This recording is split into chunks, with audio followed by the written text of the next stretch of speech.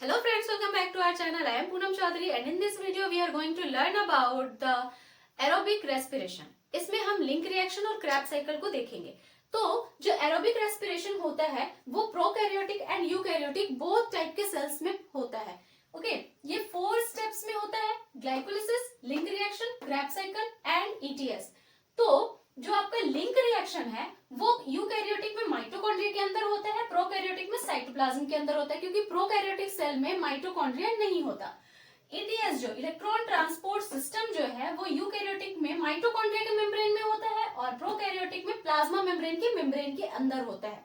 Okay, link reaction क्या है कि यहाँ पर जब हम ग्लाइकोलिसिस करके आते हैं तो हमें 2 मॉलिक्यूल ऑफ पाइरुवेट मिलते हैं। अब उस पाइरुवेट को हम आगे फर्दर रिएक्शन करवाते हैं और उसका ऑक्सीडेटिव डीकार्बोक्सिलेशन होता है और उसके बाद हमें मिलता है एसिटाइल को एंजाइम।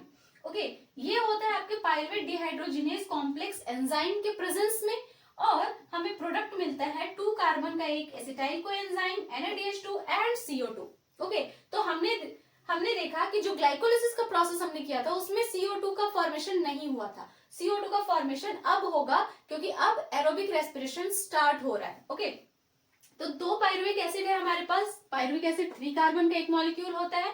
इस पाइरुविक एसिड में यहाँ पर एक एंजाइम एक्ट करेगा, पाइरुवेट डिहाइड्रोजिनेज कॉम्प्लेक्स, और 2 मॉलिक्यूल आएंगे कोएंजाइम के। ओके, ये कोएंजाइम है जो आकर इसमें जुड़ेगा और उसके बाद यहाँ से 2 हाइड्रोजन रिलीज होंगे। ओके, यहाँ से 2 हाइड्रोजन रिलीज होंगे तो इसको एक्सेप्ट करेगा NAD और बनाएगा NADH2 और यहाँ से 2 कार्बन भी रिलीज होंगे in the form of CO2। तो यहाँ पर 2 मॉलिक्यूल ऑफ CO2 बनेंगे। 2 पाइरुविक एसिड है ना, इसलिए 2 कार्बन, एक पाइरुविक एसिड से एक CO2 रिलीज होता है। तो यहाँ पर 2 CO2 के मॉलिक्यूल रिलीज हो जाएंगे और हमारा प्रोडक्ट होगा एसिटाइल कोएंजाइम जो कि 2 कार्बन का है। एक कार्बन यहाँ रिलीज हो गया, इससे 2 कार्बन बचे। यहाँ 3 कार्बन थे, यहाँ 2 कार्बन। तो ये जो एसिटाइल कोएंजाइम है it is a link molecule. Link molecule means ये इसके लिए भी लिंक जरूरी है और आगे क्रैब साइकिल को करवाने के लिए भी जरूरी है। तो ये लिंक मॉलिक्यूल कहते हैं और इसीलिए इसे लिंक रिएक्शन भी कहते हैं। अब इसके बाद हम एंटर करते हैं क्रेब्स साइकिल में। ओके, क्रेब्स साइकिल को डिस्कवर किया था हांस क्रेब ने इन द ईयर 1937। उसके बाद इस रिसर्च के लिए उन्हें नोबेल प्राइज भी दिया गया था इन द ईयर 1953। उन्होंने पिजन का, कबूतर का जो फ्लाइट मसल सेल होता है उसके अंदर इस क्रैब साइकिल को डिस्कवर किया था। Okay, it is also known as TCA cycle, tri carboxylic acid cycle और citric acid cycle. Citric acid cycle इसे इसलिए कहते हैं कि क्रैब साइकिल का जो फर्स्ट स्टेबल प्रोडक्ट होता है वो सिट्रिक एसिड होता है, इसीलिए इसे सिट्रिक एसिड साइकिल भी कहते हैं हम। एक्सेप्टर मॉलिक्यूल जो होता है इस क्रैब साइकिल के लिए वो होता है ऑक्सैलो एसिटेट। मींस इस एसिटाइल को एंजाइम को एक्सेप्ट करने वाला जो मॉलिक्यूल होता है वो होता है ऑक्सैलो एसिटेट और उसके बाद हमारा क्रैब साइकिल इनिशिएट हो जाता है। Now start Krebs cycle. Krebs cycle complete होता है पूरे 8 स्टेप्स में। हम एक एक करके सारे स्टेप्स को डिटेल में देखेंगे, देन लास्ट में हम साइकिल को देखेंगे। ओके, तो ये जो हमारा क्रैब साइकिल है, हमने इससे पहले लिंक रिएक्शन देखा। लिंक रिएक्शन में हमें मिला एसिटाइल कोएंजाइम A।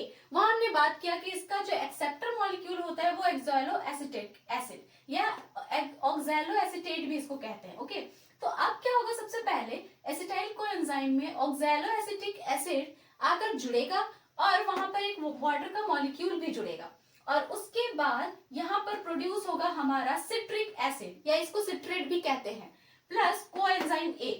तो यहाँ पर एसिटाइल कोएंजाइम हमारा 2 कार्बन का था, ऑक्सैलो एसिटिक एसिड 4 कार्बन का है। ये दोनों जब मिलेंगे तो 6 कार्बन का एक सिट्रिक एसिड बनाएंगे। अब ये सिट्रिक एसिड सेकंड स्टेप में जाएगा। सेकंड स्टेप है हमारा आइसोमराइजेशन। आइसोमराइजेशन में क्या होगा कि सिट्रिक एसिड जो है वो कन्वर्ट हो जाएगा आइसोसिट्रेट पे।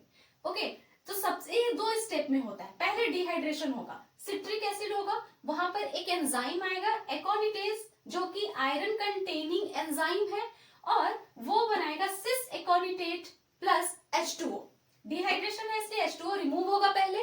देन सेकेंड स्टेप में फिर क्या हो जाएगा, रिहाइड्रेशन। इसी सिस एकोनिटेट में फिर से वाटर के मॉलिक्यूल आकर जुड़ेगा और एंजाइम भी वही चाहिए हमें, एकोनिटेज जो कि आयरन कंटेनिंग है, और हमें मिलेगा आइसोसिट्रेट। तो सेकेंड स्टेप का प्रोडक्ट क्या है, आइसोसिट्रेट। ये आइसोसिट्रेट अब थर्ड स्टेप में जाएगा। थर्ड स्टेप में क्या होगा, oxidative decarboxylation. Okay, oxidative decarboxylation, ये दूसरी बार हमारा डीकार्बोक्सिलेशन हो रहा है। पहला कहाँ हुआ था? लिंक रिएक्शन में। ठीक है, पहला ऑक्सीडेटिव कार्बोक्सिलेशन हुआ था लिंक रिएक्शन में जहां CO2 रिलीज हुआ था।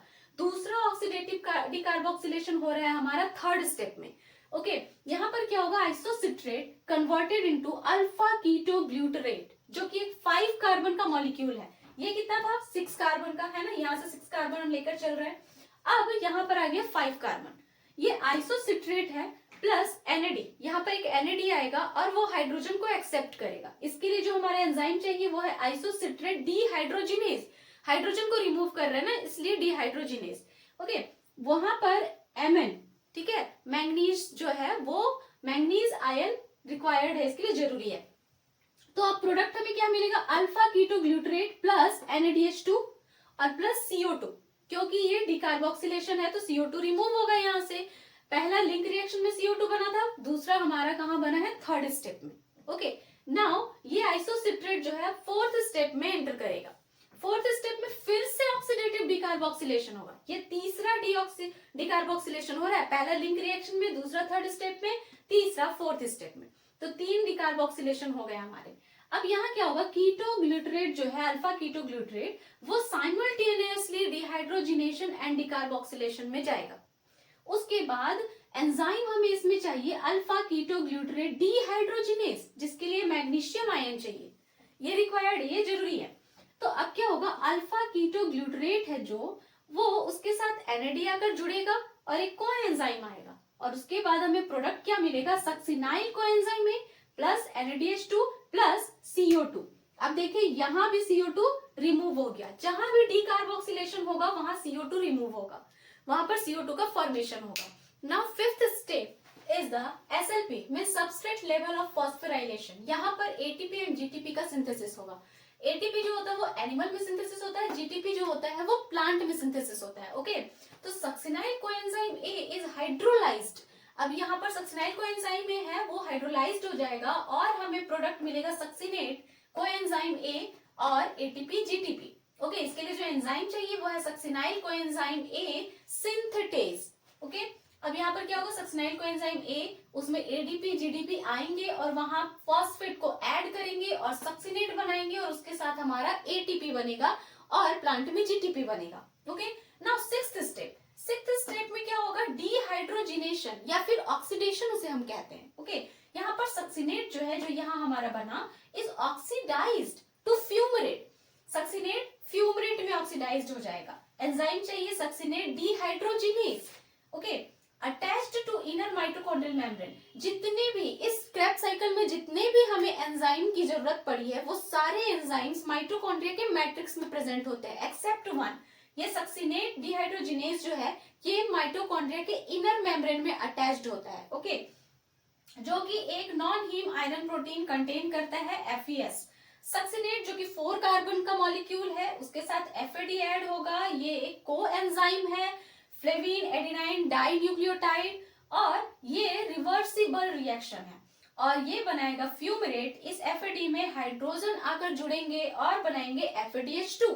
ओके, ये रिवर्सिबल है, मीन सक्सिनेट फ्यूमरेट में कन्वर्ट हो सकता है, फ्यूमरेट सक्सिनेट में कन्वर्ट हो सकता है। नेक्स्ट, ये जो फ्यूमरेट है, अब आगे हम जाते हैं 7th स्टेप में। 7th step is hydration.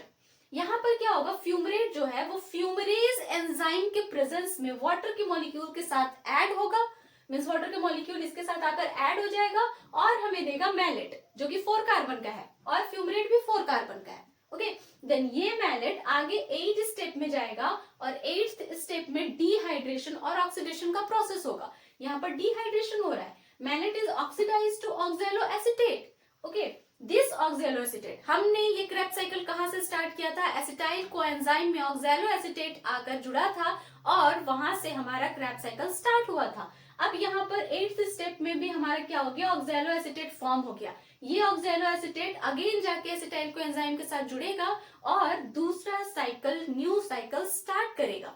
Okay, क्योंकि ये एक्सेप्टर मॉलिक्यूल है। तो एंजाइम क्या चाहिए इसके लिए? Malate dehydrogenase.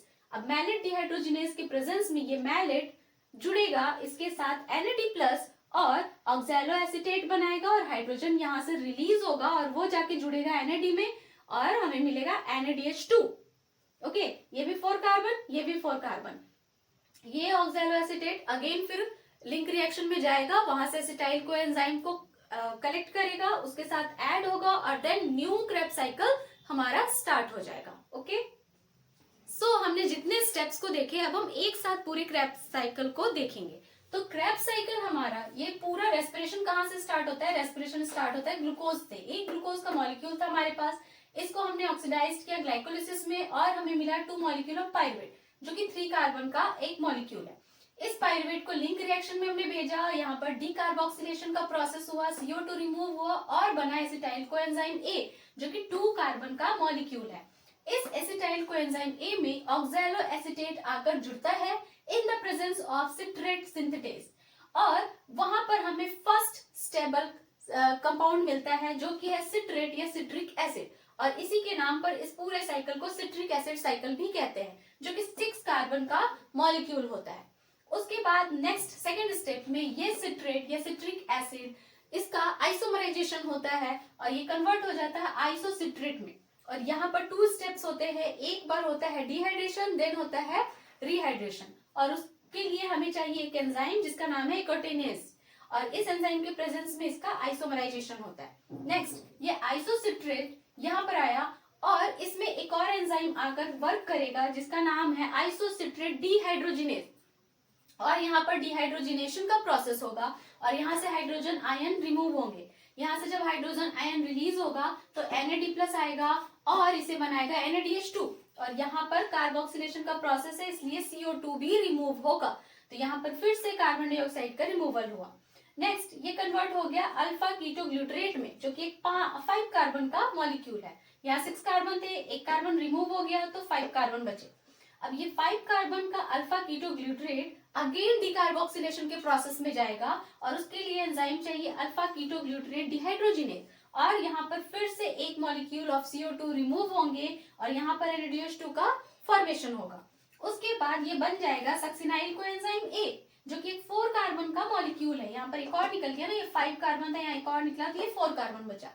उसके बाद ये सक्सिनाइल कोएंजाइम A, इसके साथ एक एंजाइम आकर काम करेगा जिसका नाम है सक्सिनाइल सिंथेटेज, और इसके प्रेजेंस में यहाँ पर सबस्ट्रेट लेवल ऑफ फॉस्फोराइलेशन होगा, मींस GTP या ATP का प्रोडक्शन, GTP प्लांट में, ATP एनिमल में। तो यहाँ पर GTP ATP का प्रोडक्शन हो गया। उसके बाद ये सक्सिनाइल कोएंजाइम कन्वर्ट हो गया सक्सिनेट, देन इस सक्सिनेट को हम अब फ्यूमरेट में कन्वर्ट करेंगे। इस सक्सिनेट में एक एंजाइम आकर काम करेगा जिसका नाम है सक्सिनेट डिहाइड्रोजिनेज, और यहाँ पर डिहाइड्रोजिनेशन का प्रोसेस होगा और यहाँ पर FADH2 का फॉर्मेशन होगा, और ये सक्सिनेट कन्वर्ट हो जाएगा फ्यूमरेट में। इस फ्यूमरेट को अब हम कन्वर्ट करेंगे मैलेट में। यहाँ पर हाइड्रेशन का प्रोसेस होगा, मीन्स वाटर का एक मॉलिक्यूल आकर इसमें जुड़ेगा, वहां पर एंजाइम चाहिए फ्यूमरेज, और ये कन्वर्ट हो जाएगा मैलेट में, जो कि 4 कार्बन का मॉलिक्यूल है। इस मैलेट को अगेन हम डिहाइड्रेशन करेंगे, डिहाइड्रोजिनेशन करेंगे, उसके लिए एंजाइम चाहिए मैलेट डिहाइड्रोजिनेज, और यहाँ पर फिर से NADH2 का फॉर्मेशन होगा और ये मैलेट कन्वर्ट हो जाएगा ऑक्सैलो एसीटेट में, जो कि 4 कार्बन का मॉलिक्यूल है। ये ऑक्सैलो एसीटेट अगेन एक्सेप्टर की तरह काम करेगा और ये जुड़ेगा एसिटाइल कोएंजाइम के साथ और फिर दूसरा न्यू क्रेब्स साइकिल को स्टार्ट करेगा। तो कुछ इस तरह से हमारा क्रेब्स साइकिल चलता रहता है, चलता रहता है और चलता रहता है। सो इस तरह से कुछ हमारे रेस्पिरेशन का प्रोसेस खत्म होता है। नेक्स्ट स्टेप इसके बाद आता है ETS, इलेक्ट्रॉन ट्रांसपोर्ट सिस्टम। जितने भी हमने NADH2 FADH2 को गेन किया है उसको अब हम कन्वर्ट करेंगे ATP में, आगे जाएंगे ETS करेंगे। So stay tuned for further videos, and if you like the video then hit the like button and do subscribe my channel. मिलते हैं नेक्स्ट वीडियो में, तब तक के लिए bye bye and take care.